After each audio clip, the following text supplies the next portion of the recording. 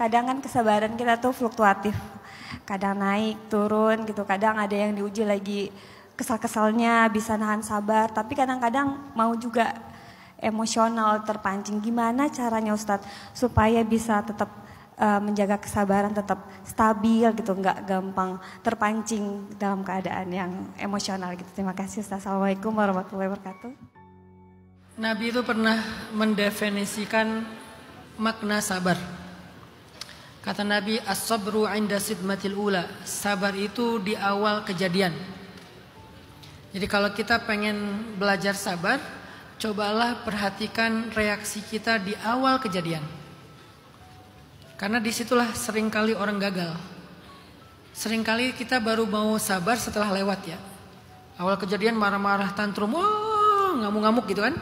Nanti pas sudah lewat beberapa saat, ya udahlah sabar aja. Itu namanya bukan sabar, sadar. Beda antara sabar sama sadar. Sabar di awal, sadar belakangan. Berarti selama ini kita lebih sering sabar apa sadar? Sadar. Karena kita baru mulai kayak tenang itu di akhir atau setelah beberapa lama. Seharian marah-marah, malamnya ya udahlah sabarin aja.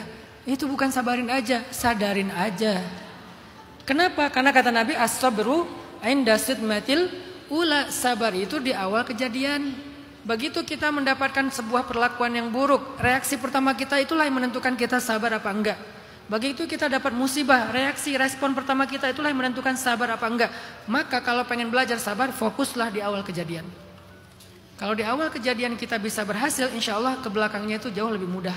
Karena kita udah lebih tenang, kita udah sempat baca ayat hadis dulu tentang sabar, kita udah ketemu orang untuk curhat, kita dibantu sama orang-orang terdekat kita. Tapi di awal kejadian seringkali kita sendiri, kayak responsif aja gitu.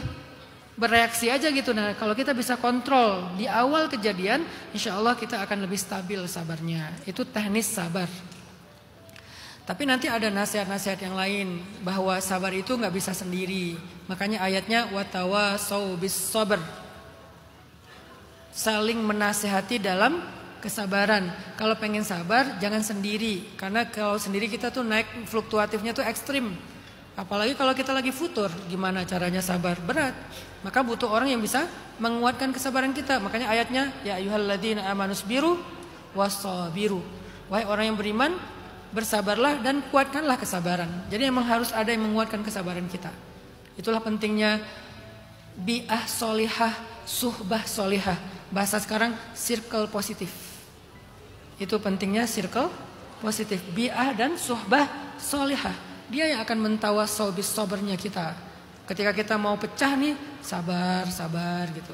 Atau dengan bahasa-bahasa yang jauh lebih mudah bagi kita.